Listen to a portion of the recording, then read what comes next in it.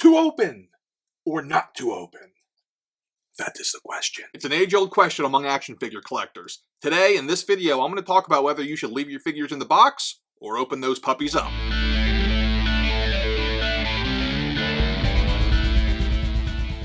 What's up, guys? It's Matt from Nerdzoic, back with another video for you all. If you're new here, welcome to Nerdzoic!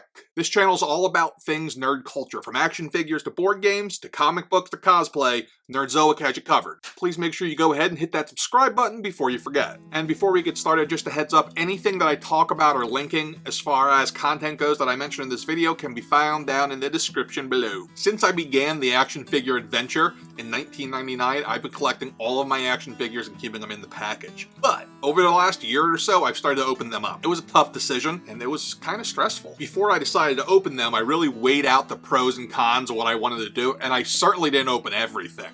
I just chose specific lines that I wanted to open.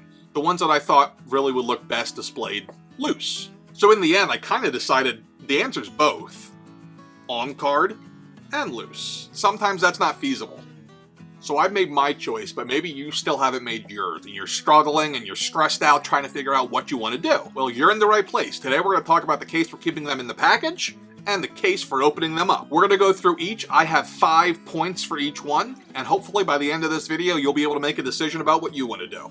All right, first, the case for opening those puppies up. My number one reason to open them up? Displayability. So first off, when you display them, when they're open, you have so many more options. You can display them with whatever head you want, with whatever accessories you want, in whatever pose you want. It really makes the figure more fun and brings the kid out in you when you get to open them up.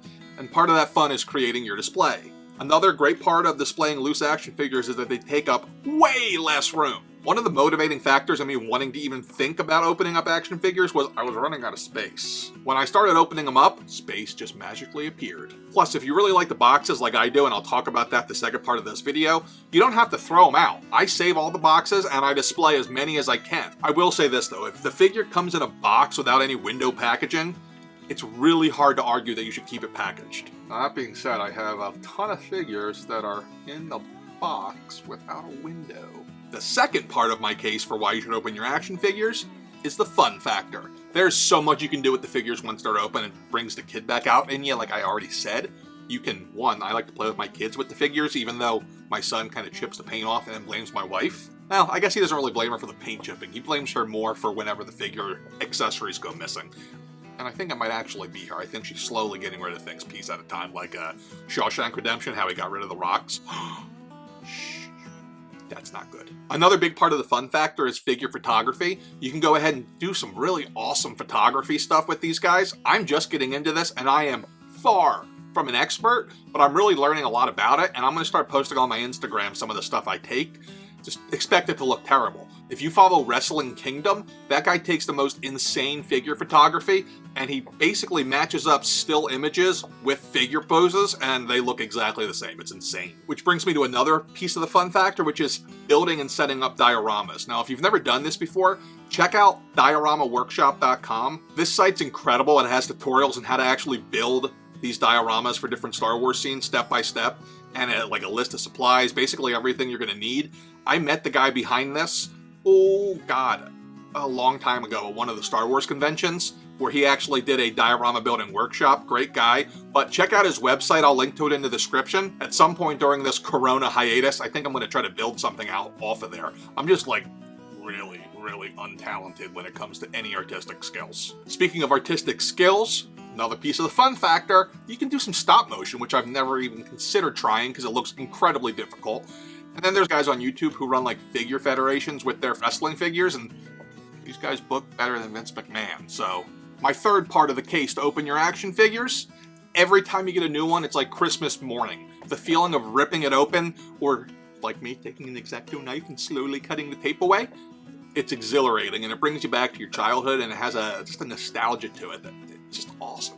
Taking it out, the frustration of dealing with the little thingies that tie them in, especially NECA. Those guys package stuff like it's, I don't know, yeah, let's just say that they package it really safely. Number 4, in the case to open your figures, you don't have to worry about battery damage.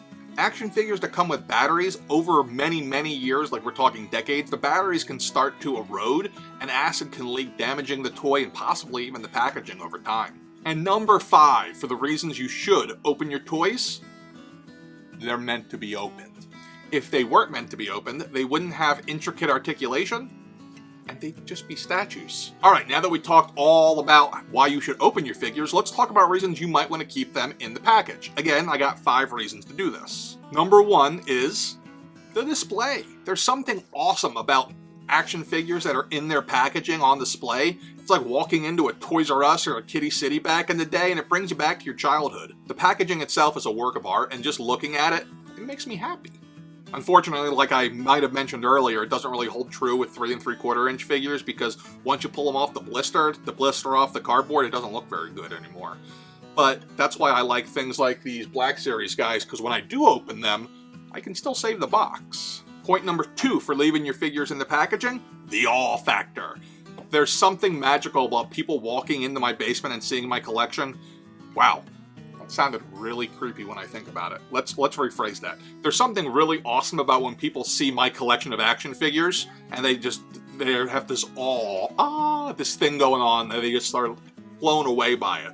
And you don't get that same reaction when they see like a display case of 100 figures. But 100 carded figures on a wall, totally different story. Number 3, packaged figures are much easier as far as upkeep is concerned. They are so much easier to clean with a duster than trying to go through and get all the dust off of loose action figures. Even with like canned air, I mean, it works, it's just not great. That's the great things about things like display cases and the Detolfs by IKEA. You can make it so that they are dust-free for the most part, but you still got to go in and dust every once in a while. It's a lot easier dusting the carded and in-box action figures. Another part of upkeep is keeping everything organized and knowing where everything is, and that's a lot easier with carded action figures. Now, for my figures that I've opened, I actually have all the spare parts and accessories that they're not displayed with in little baggies labeled. It's kind of a pain in the butt. With the regular action figures, everything's in one spot, if they're in the package, that is. It's much easier to keep track of. Number 4 would be the value. Figures that are in their packaging and in their mint packaging are way more valuable than figures that aren't. So if you're collecting as an investment, and if you are, you're insane, any intent to resell, they need to stay in the package. Just go on eBay if you don't believe me. You'll see that figures, no matter how old they are, sell for at least double in the package in perfect condition than loose, and complete even. The number 5 reason why you should keep your figures in the packaging is the reason I keep most of mine in the packaging, and that's the nostalgia factor.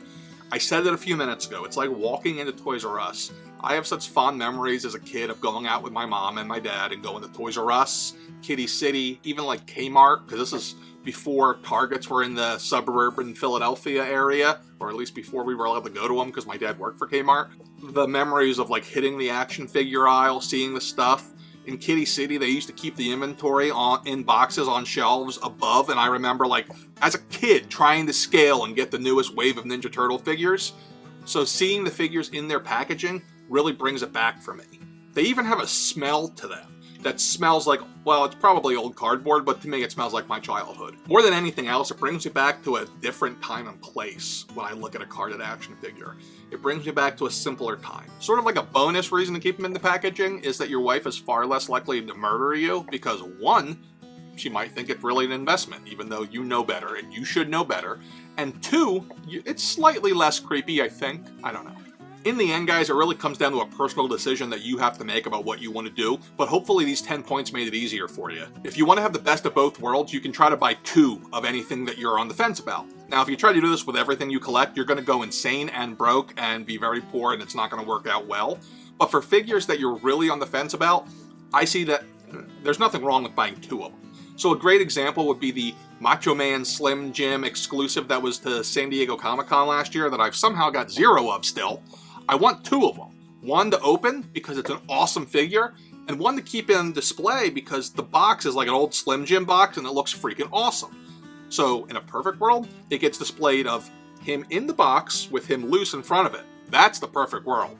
It's not always possible, but exclusive figures, if you can buy 2, just go ahead and buy 2 of them. If you haven't already, I'd like to personally invite you to subscribe to Nerdzoic. I put up new videos every Tuesday and Thursday, and I'd hate for you to miss anything. Until next time, stay nerdy.